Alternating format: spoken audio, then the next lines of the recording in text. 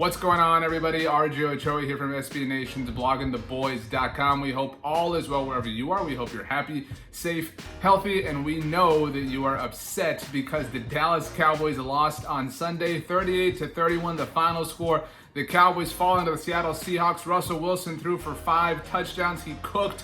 It was amazing if you're into Russell Wilson doing well, but if you're into the Dallas Cowboys doing well, it was pretty heartbreaking. Although, was it?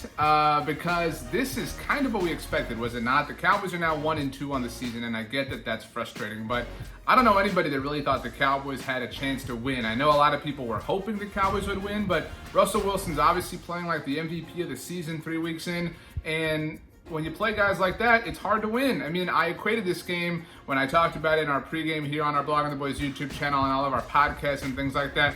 Going into it, it felt like Tony Romo's game against the Denver Broncos in 2013. What that game ended up being for Romo was an amazing performance against a legendary quarterback who would go on to win MVP himself that season, but obviously it was ultimately a loss for the Dallas Cowboys, and it's kind of what this was. Dak Prescott threw for 1 billion yards. He's the first quarterback in Dallas Cowboys franchise history to throw for over 400 yards in back-to-back games. In fact, because he threw for over 400 yards, this was the 6th time that he's ever done so throughout his career. He broke a tie that he set last week with the aforementioned Tony Romo, and now Dak Prescott has the most 400-yard passing games in the entire history of the Dallas Cowboys. Think about that. We're not talking about, no offense here to, the Jacksonville Jaguars, the Carolina Panthers, the Houston Texans, teams that have only been around for a couple of decades. We're talking about the Dallas Cowboys, who are celebrating their 60th anniversary this season, and nobody has passed for over 400 yards more times than Dak Prescott has, but it wasn't enough. Again, 38-31, the final score. You can argue that it should have been worse.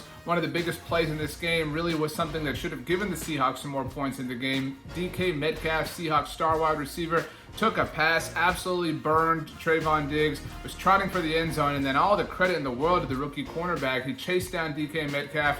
Charles Tillman peanut punched that ball out of there, and it was a touchback. That is one of the worst rules in football, something the Cowboys benefited from 3 years ago out in Oakland. Shout out to Derek Carr, who had the same thing happen to him after Jeff Heath made contact with him. But it worked out for the Cowboys. My point, though, is that you could argue that 7 more points that the Seahawks should have had, but honestly, there's some points the Cowboys should have had and the Seahawks shouldn't have had. If you ask me, RJ, what is the main reason why the Cowboys lost this game? There are a lot of issues. I'm not going to dispute them. The Cowboys have issues in the secondary. They're down. They're injured. They have issues along the offensive line. They're certainly injured there. By the way, big-time shout-out to Zach Martin for sliding on over to right tackle and not skipping a beat. That's why that dude's going to be in the Hall of Fame someday. But honestly, the real reason why the Cowboys lost this game can be exemplified and is emblematic in terms of what the Cowboys did, or rather did not do, on special teams. We were told after the Cowboys changed head coaches, when Mike McCarthy came in for Jason Garrett, we were told special teams was a huge point of weakness for the Cowboys in 2019. We're going to focus on that in 2020.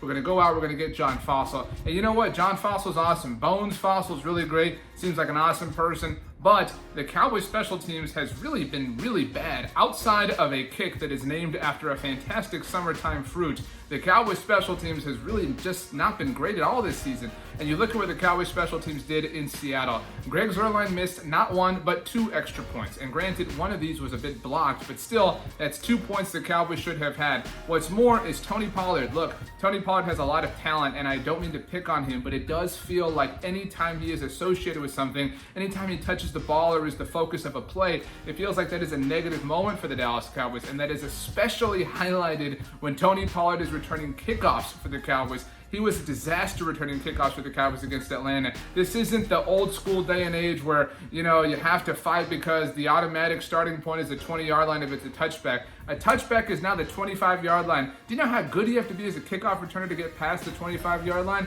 In spite of all that, Tony Pollard is still trying to play some hero ball in that capacity.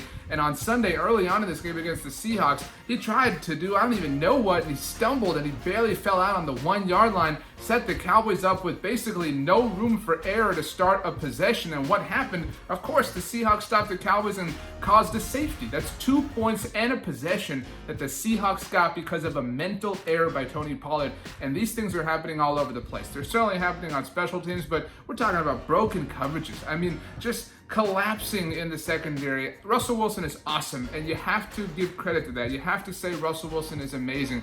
It's like he cooked, right? I mean, we talk so many people have said, let Russ cook, let Russ cook. Well, if we went to like a Bobby Flay restaurant and the meal was awesome, we wouldn't be surprised because he's a great cook, right? If we went and had some spaghetti made by Giada De Laurentiis and it was amazing, would that be shocking? No, because she's a great cook. And what do great cooks do well? They cook really well. And Russell Wilson is a great cook in the world of football. Again, I know that is a weird analogy to make, but it's what everybody is talking about. And so Russell Wilson throwing for 5 touchdowns is kind of expected at this point. And I know that's crazy, I know that's silly, and I know that in spite of that, the Cowboys were still somehow in this game. But again, it comes down to those mental errors. I want to give a big time shout out to Aldon Smith. Aldon Smith has played 3 games for the Dallas Cowboys. Before that, he hadn't played an NFL game in 5 years. And Aldon Smith has 4 sacks on the season. Everson Griffin has a sack on the season, and Antoine Woods has a sack on the season. Aldon Smith, on his own, has twice as many sacks as the rest of the Dallas Cowboys defense combined. I know it's only week 3, week 4, however you want to look at this, but still, that is somewhat noteworthy. And you know what? You're down Leighton Vander Esch. You're down Chidobe Awuzie. You're down Anthony Brown. You're down Gerald McCoy, technically, if you want to go there. But guess what? Guess what, Mike Nolan? Guess what, Mike McCarthy? People are sick of the excuses. I know the Cowboys are 1-2. I know Washington lost to Cleveland. I know New York got destroyed by San Francisco. I know Philadelphia did whatever the hell they did against the Cincinnati Bengals. But so what? Even if you manage to win this terrible division, that's not really going to do much for a lot of people. Mike McCarthy was brought in to be the head coach of the Dallas Cowboys because we all know that this group has a lot of talent. We all know that this group is the type of group that can go shot for shot, can go head to head with the Seattle Seahawks. We all know that. And again, it should be mentioned that the Cowboys have lost 2 games this year, one of them to the Seahawks, the other to a Los Angeles Rams team that damn near came back from a 28-3 hole against another really good team in the Buffalo Bills. And so all of those things are important. All of those things require context, and all of those things have merit. But at the end of the day, you're 1-2. And at the end of the day, that's not enough. And at the end of the day, you got to find a way to be better because all of these circumstances that everybody's dealing with, a global pandemic, no preseason, having to jump into all this stuff, having to deal with all these different tests and all these different protocols, guess what?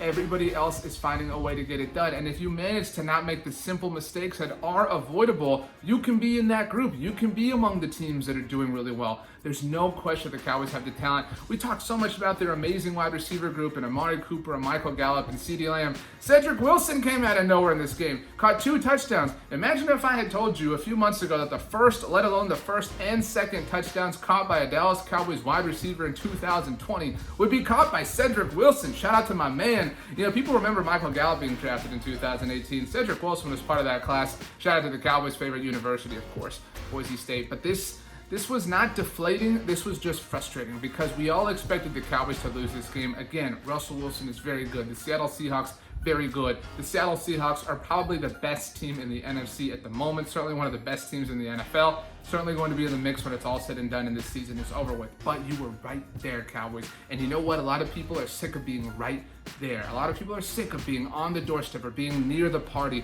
or being the first person excluded. A lot of people are ready for you to not be right there. A lot of people are ready for you to be right here. You got to focus on getting from right there to right here. And that's why Mike McCarthy's in town. That's why John Fossil's in town. That's why Kellen Moore needs to be held to a higher standard. I mean, Kellen Moore, was awesome weeks 1 through 3 last year, but where is it? I mean, because right now the Dallas Cowboys are a team that is relying completely on their quarterback, is collapsing on defense, has nothing to show for themselves on special teams, and this was the same exact team that they trotted out week after week after week after week throughout an entire decade under Tony Romo. We thought this organization learned their lesson. 3 weeks into this season, it doesn't totally feel like they have yet, but the season is young. There are 13 games left. Maybe the Cowboys can turn it around. Whatever the case, however they end up doing, we will have you covered, of course, at bloggingtheboys.com, your home for the latest and greatest when it comes to all things America's team. Make sure you subscribe right here to the official Blogging the Boys YouTube channel. We'll have our play of the week. We'll have film reviews, game recaps, breakdowns, discussions, all sorts of fun things. Make sure, again, you also subscribe